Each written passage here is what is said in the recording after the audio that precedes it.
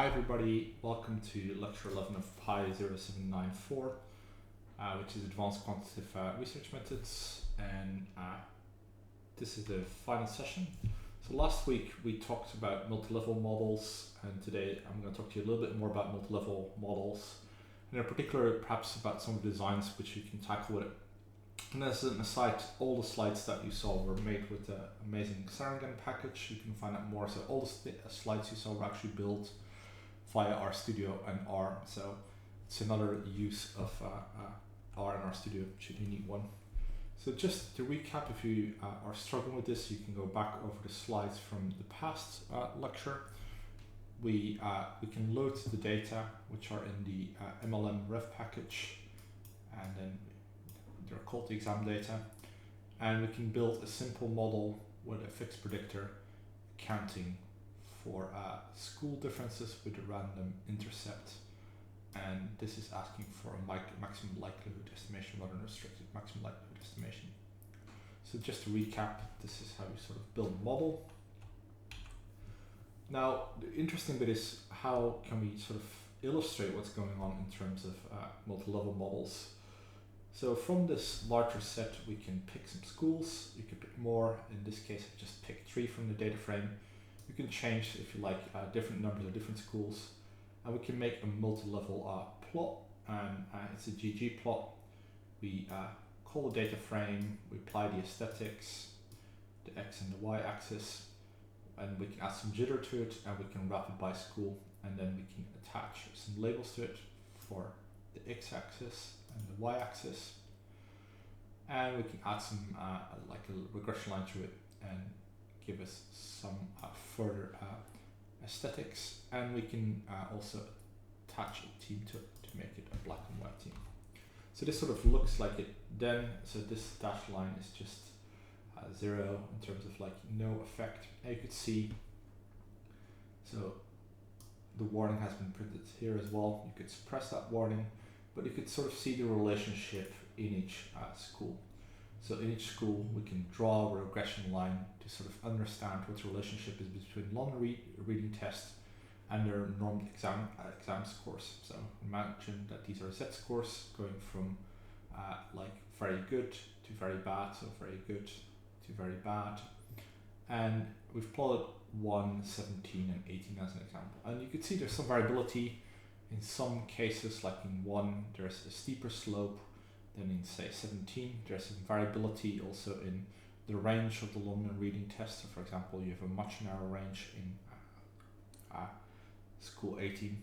So the purpose of multi-level model is to sort of account for these variances or these variations in the relationship between London reading test and the normal exam scores between schools. So that's the purpose of why we're doing multi-level models. So the positive is that it shows the actual data, but it doesn't really show us what's going on in these multi-level designs.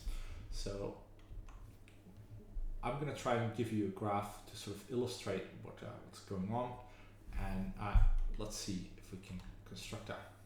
So this is quite a large chunk of code. If you want to find out more, you can read through this tutorial.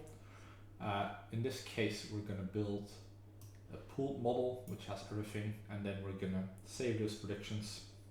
Then we're going to allow for a varying intercept and a varying slope, and both slope and intercept allowing to vary. So what it basically means is we're going to do regressions separated out by these schools. So in this case, you can see we're estimating this with a linear model with a school factor. In this case, an interaction between school and the London reading test. In this case, we have both an intercept as well as a random slope that we're trying to plot. So we're going to save those predictions because we're going to use them for plotting later. So spend some time looking at the code and seeing if you understand it. So again, we don't want to do this for all the possible schools. In this case, I've selected school 1, 18, 21, 40, 55, and 59. You could pick different numbers, you could pick a different number of schools. This is just an illustration. We're making a GG plot, and we're calling it GG, which we'll call later. And we're gonna again have some aesthetics. In this case, I've specified that this is the X axis and this is the Y axis, and we're gonna specify that it's grouped by school. We can then say that we want a line, which is a dark gray line, which is just the pool prediction, so across all the different schools. And then we're gonna have a variant intercept in the first instance, which is gonna be shown to us with a blue line. So this is hashtagged out because we're gonna play around with this to show a red line and a black line. We've created some transparency for the points that we're plotting, and we changed their size. We want it to be separated out by school, which is why we're applying a facet wrap. And again, we're applying some labels. Okay. Have a read again in case you're not fully understanding the code. So what does a random intercept actually do? So you can have all these dots. They're the individual points. In this case, we're plotting the result for 6 schools actually. And you can see that what an intercept does is basically tilting the line upwards or downwards, more or less so. The gray line is everywhere the same, so that's this pool prediction across all the different schools, not just the ones plotted here. And the blue line is adjusting the effect for our particular school by tilting the line up or down. Yes?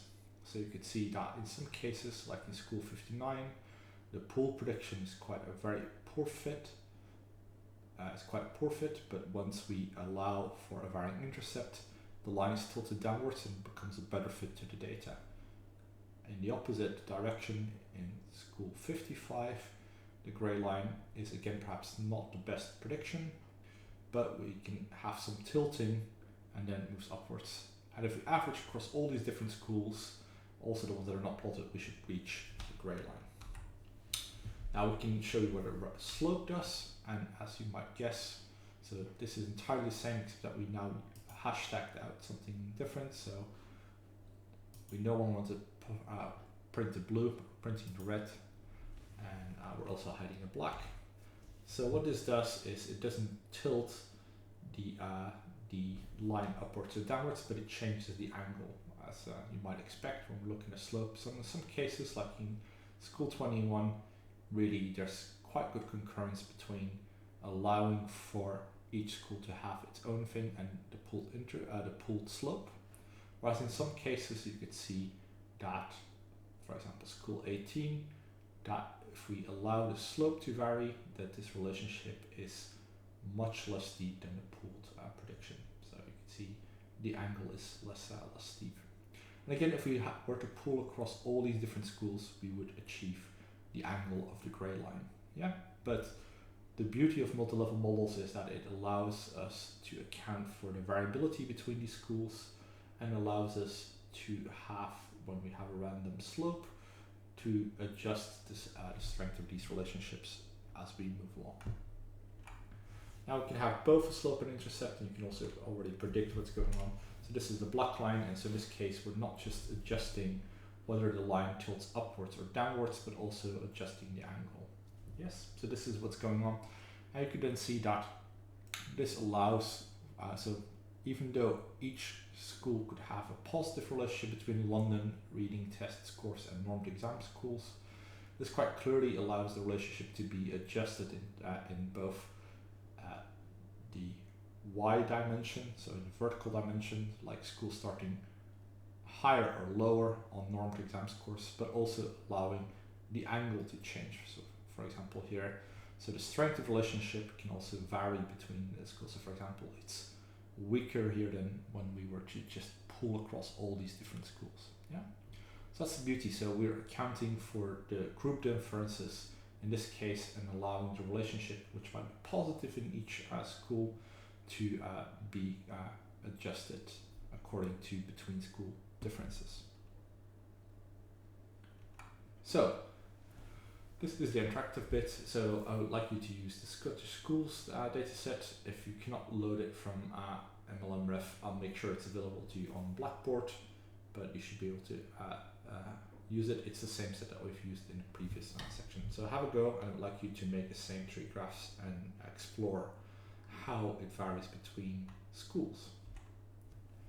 So you might not have cared so far, as you, for example, only collect experimental data, and you might think that multi-level designs are not that interesting to what you apply. So we've been talking a lot about schools, like in an educational psychology setting. It's quite relevant, but perhaps you might say, I only work with experimental models, so I can't really see how this works.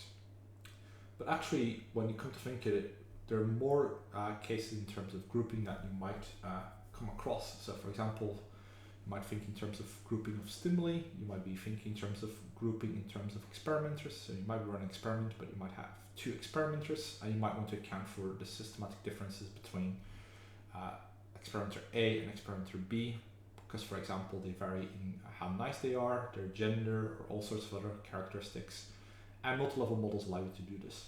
So the purpose here is to run you through some other type of designs which you might come across in your career and how they might translate to multi-level models. And we're going to look at those. So in the following, we have the ID of the subject, we have a treatment allocation, and we also have a therapist.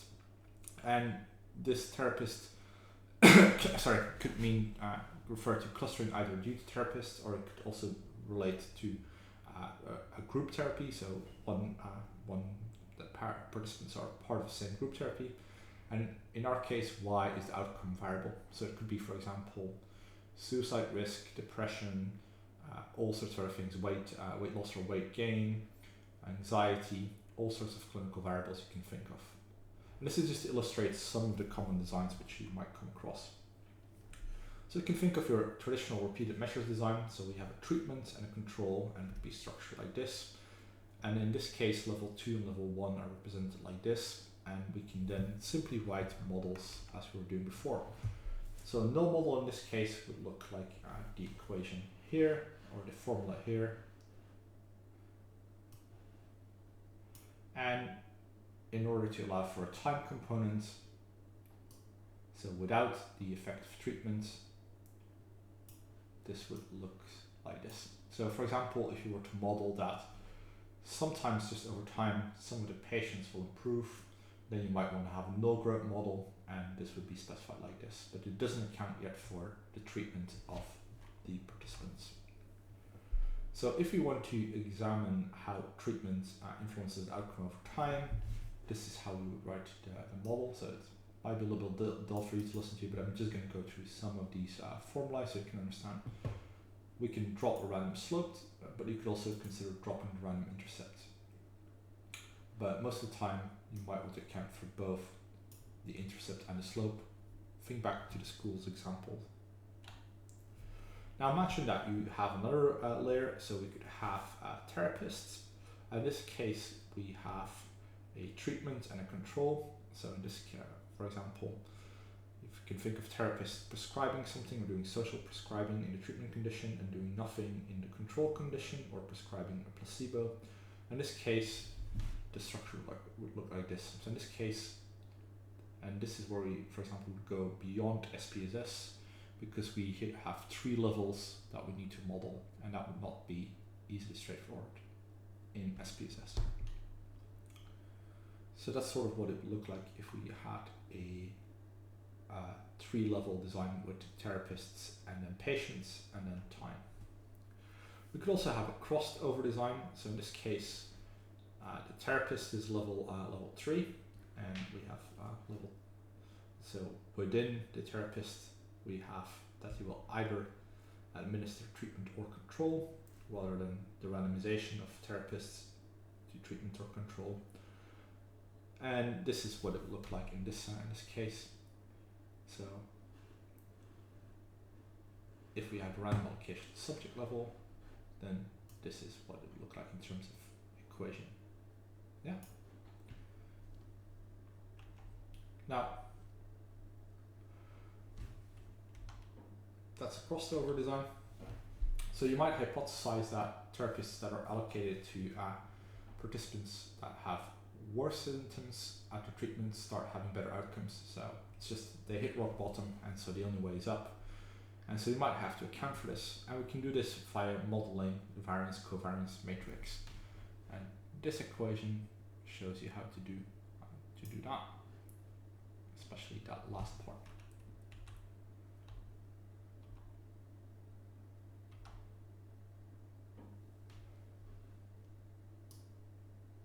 Now it's also, sorry, I've been flipping back and forth, but it's also possible that you have a therapist who is more successful with treatment A than he or she will be with treatment B. So imagine that you're a Gestalt psychologist and that you're very successful with Gestalt, but with any type of other therapy, you're not as successful. And we could model all those possible scenarios which exist, and this basically amounts to allowing the effect of the therapy to vary in terms of strength along the therapist. And basically amounts to an unstructured covariance matrix, and this is the default in most cases. And so in this case it will look like this. And again, you can read through these formulae, and you probably want to do some additional reading in case you have these more complex designs. Okay, so this is mostly for you to think about and to implement perhaps in your internships or thesis. Now, most of the examples we've looked at here today and over the past week deal with a normal distribution independent variable, but in some cases you will not have a normal distribution. You will have a choice task, for example, and it will be yes or no, or it will be binomial, or you will, for example, have a cutoff on whether somebody, for example, committed suicide or didn't commit suicide, or improved or didn't improve. So it will be a binomial outcome. Now, all the extensions which we saw for linear models also exist for multi-level models.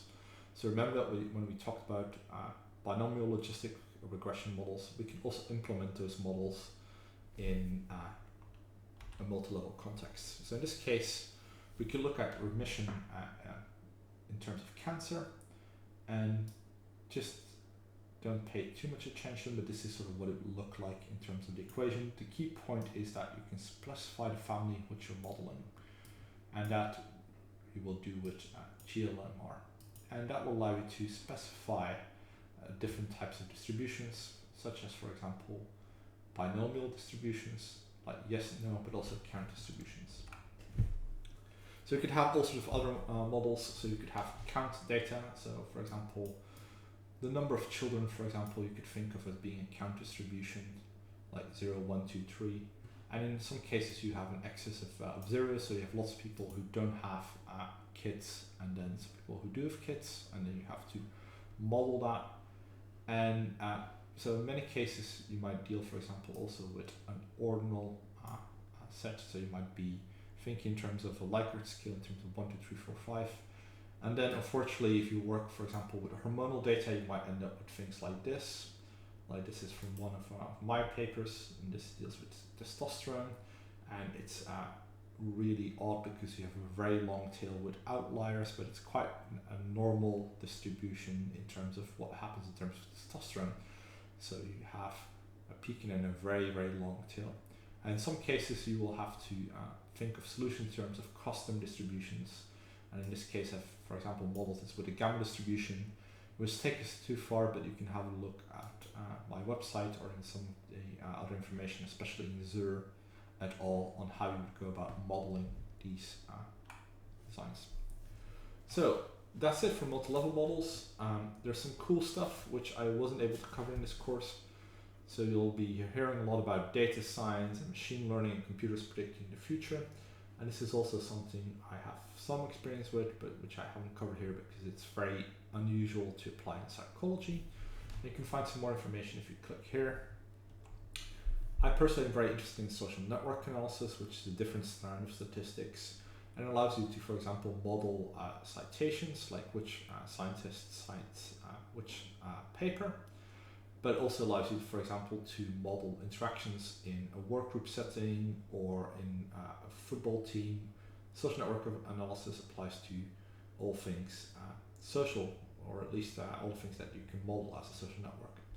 So if you have any questions, you can also drop me a line about that. I've perhaps occasionally hinted at Bayesian statistics by looking at, for example, the Bayesian information criterion.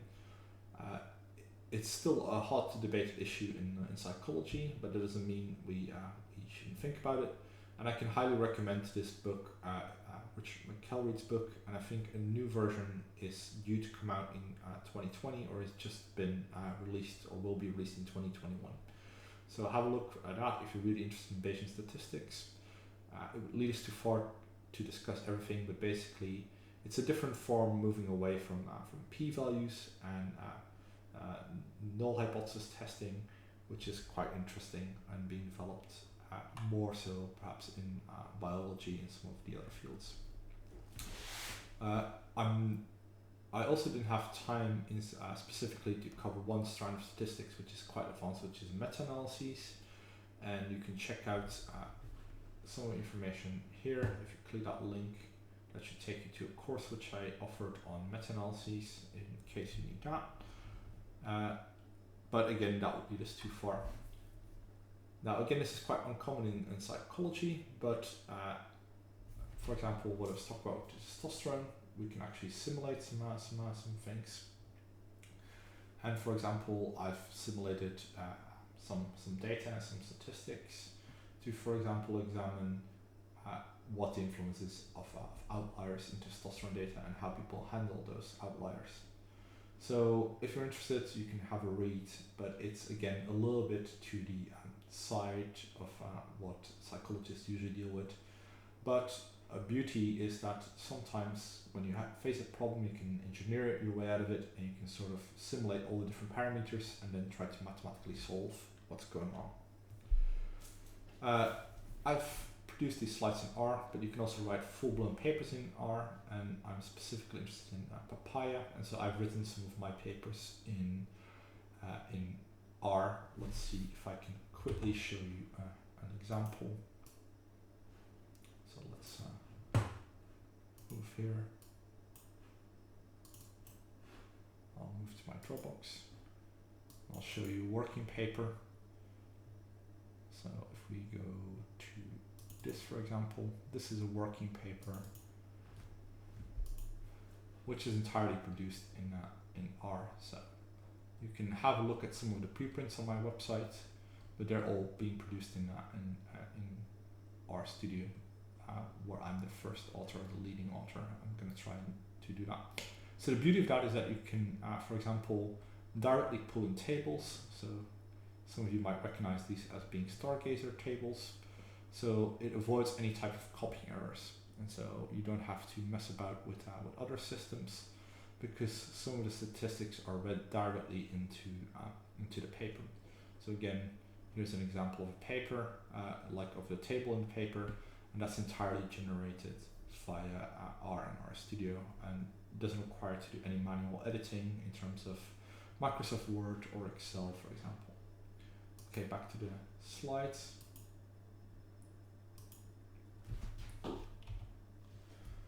So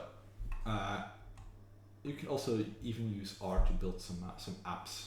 So to make your own interactive website, that's something you can do as well with R. So if you really want to find out more about that, you can read a little bit about Shiny and how that works. So some of you might still be missing SPSS, and you might also move to an environment where you don't want to use RStudio all over for some of your coding problems. So I'll just quickly show you R Commander. I can load it here via the command line, but I can also just load it via taking it. So if I can just, I'll just load it via the command line. So I can do library and then R Commander.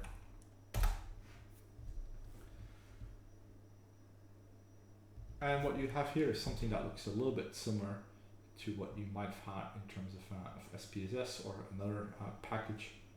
So you can load your data into it, and then you can do some of the statistics which we've been doing, but in a pointy-clicky way, like you were doing in SPSS. So you can have, for example, your one-way ANOVA or your two-way ANOVA done here. You can also have your linear regression models or your linear mixed models in here. So this might be useful if you might want to use a pointy-clicky type system rather than writing code, but I would highly recommend that you apply what we've seen in class. So let me just return return to this. So part of this is also to prepare for for those of you who run quant projects. So I would like you again to distinguish between exploratory and confirmatory analyses.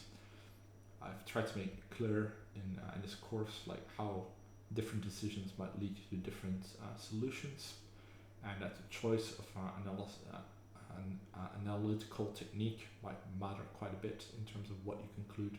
So that should have been evident from the exercises as well as from listening along.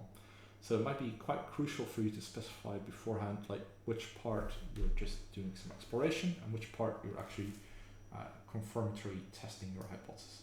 So this is not bad, but you should just bear in mind that exploratory research is something else than confirmatory research. Hopefully I will also encourage you to use visual checks to sort of see what your data is looking like, to plot, to make correlation matrices, and to see if any issues are present, and how you can rectify them. So wherever possible, we've talked about assumptions and what they mean and how they might invalidate some of your conclusions and what you might be able to do to remedy them. So find the fitting analysis. If you're running projects, most likely it will be one of the things we've seen. Check the assumptions, and my favorite, most of the time actually you might be thinking it's not multi-level, but it turns out it is multi-level in some way, and I think hopefully you can apply some of these models as well, and that will give you some additional benefits. So if you sort of found what the correct analysis to is, then you can run that analysis. I've also given you some tools, for example, to see how robust your findings are. So you could bootstrap your methods, and you can also remember that in some cases I've shown you different ways to achieve the same goal. And for example, I've shown you a permutation method to sort of see how robust your effects are. So there are some ways to sort of see whether what you found is really robust. And so if you can bootstrap, then I would recommend that you do bootstrap. So this is perhaps for the discussion in the class. So I was wondering if there's anything you've missed or things that should have been covered. And there will be a feedback form. There will be some chance also via the staff student program committee to give you some voice. So, but I would also like to hear from you in the class. So if you have any feedback, then that would be helpful. It's the first time I've run it entirely online and in a flipped way. It seems to work quite nice. The exercises seem quite useful. It seems that most of you have engaged with at least some of them. I'll try to make it a little bit more interactive even, but hopefully having those worksheets to work along the slides is a motivator to keep you going. And so if you could tell me any feedback, would be quite helpful. Now finally some admin stuff. So the marks, they're still all to play for. You'll receive your feedback via Turnitin. If you have any questions about your assignment, then the questions need to go via Blackboard.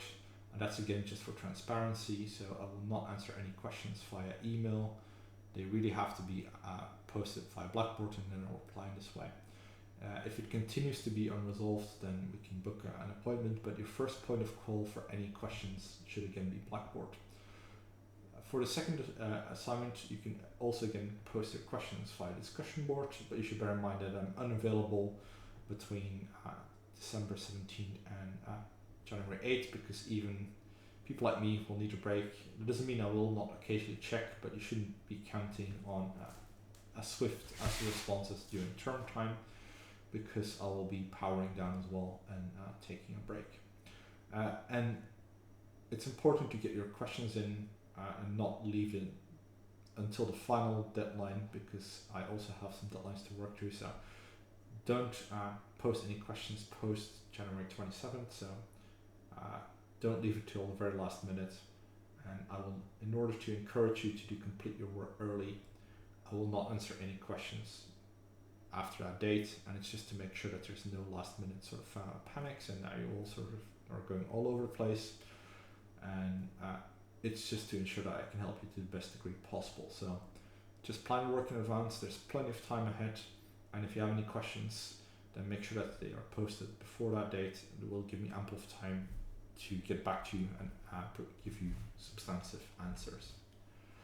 So for this one, there is no set exercise other than that I want you to explore an R package which we haven't used, see what it does. You can work through a tutorial, or you can have a look at the link. If you have no inspiration whatsoever, have a look at some of my tweets which deal with R, or have a look at R bloggers or data camp. You can look at the vignette, the example code, and try it with some data. Many of the vignettes have examples written in a tutorial, and I would like you to knit that into a small notebook and sort of use that for yourself. But I will not require you to formally offer me evidence that you've done that. It's sort of a bonus type thing. Now here's some references, and that's basically it. So I look forward to talking to you in class, and I look forward to seeing your assignments. And thank you very much for taking the course, and I'm open for any questions. Okay, if I don't hear from you, then I'll see you hopefully not just virtually but in person somewhere in the rest of the academic year. Bye.